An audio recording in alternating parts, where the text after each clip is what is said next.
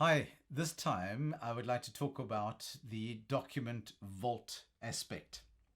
One of the huge benefits of this kind of system is that we can save into the vault in the cloud certain documents for your congregation.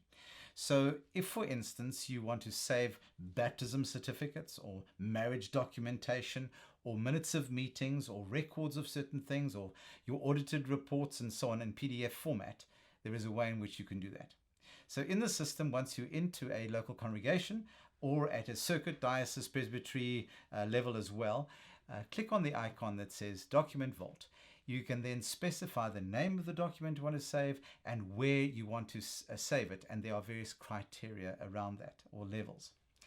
So one of the uses that I have found exceptionally helpful in that, and the manual helps you in that space, but also it's very simple.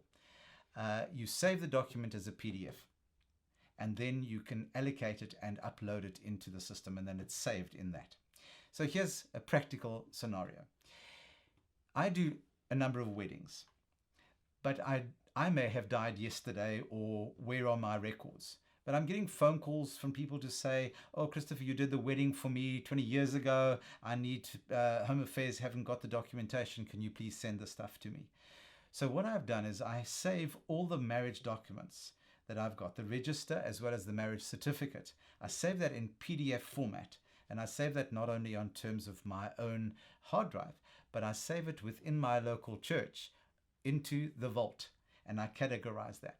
So if I died a week ago or 2 weeks ago and someone needs that information, they can contact the Methodist Church. The Methodist Church can go to that local society and can look and find their marriage documentation, which has been something that has been very helpful because it's simple and easy. And we can just say, all right, what's your email address? And we then send the attached document to them.